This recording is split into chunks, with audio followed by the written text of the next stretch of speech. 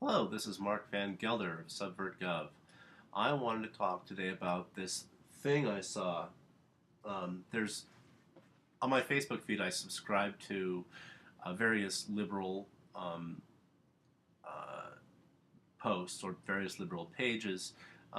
Initially, because I was pretty much liberal, but now I just do it kind of to laugh at them. Because sometimes it's terrible.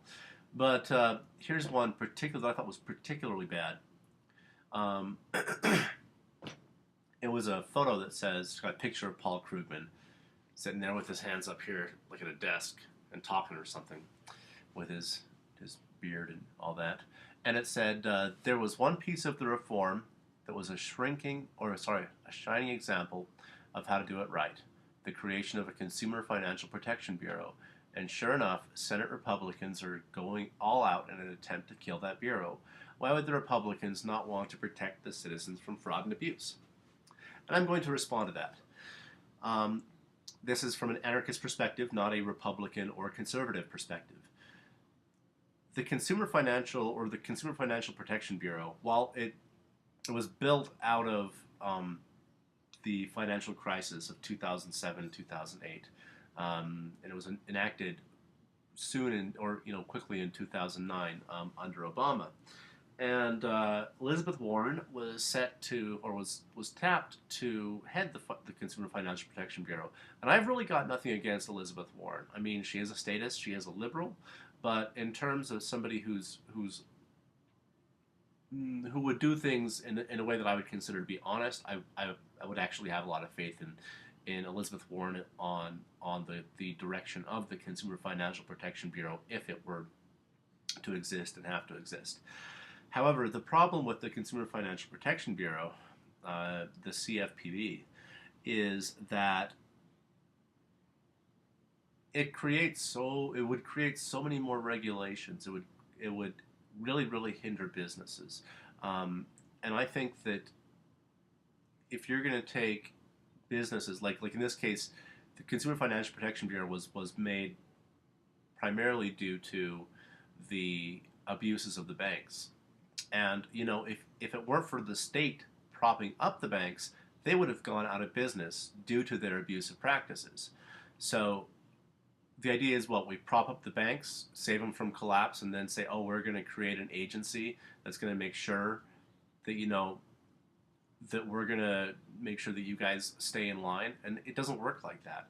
The banks give gobs of money to both candidates. What makes you think that the Democrats are going to legitimately regulate these banks?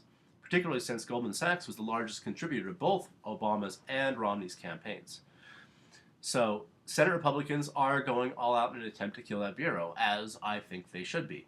Because as soon as you get government involved in the business cycle, it creates distortions in it.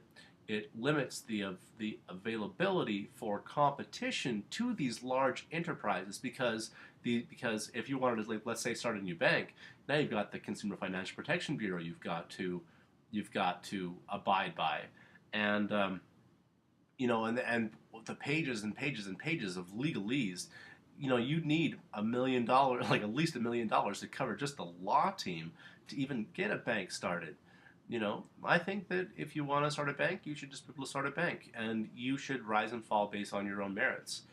I think that if we would have had free markets when it comes to banking, we wouldn't have had this issue of the banks becoming so, or the major banks like consolidating and becoming so wealthy. Um, it's just the Consumer Financial Protection Bureau is terrible, terrible, terrible.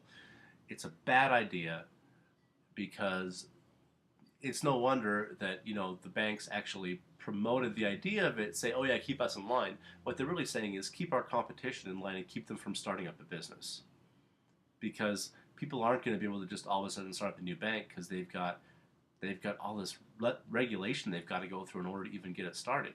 So I would say if you want to start a bank, start one. Break the law. Break it. Just start one. Don't fuck with all this, regulation and bullshit. Just start one. Just do it. You know, fuck the government. You know, go the agorist route, loan out money and have third-party arbitrators for if there's any problems with the loan process.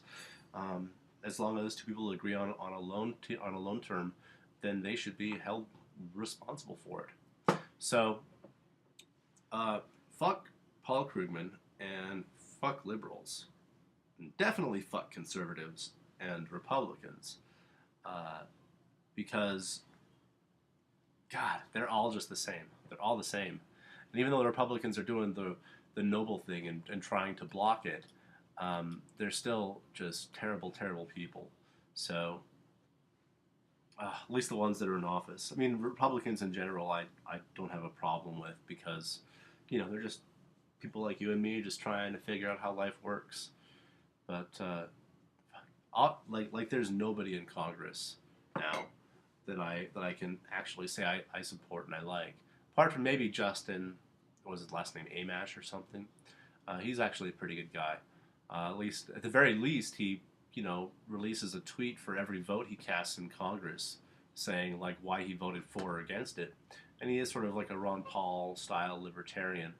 Um, so in that regard, I think he's doing a decent job. I'd like to see more Ron Paul types in Congress, but unfortunately, it's not going to get that way before the whole system collapses. So,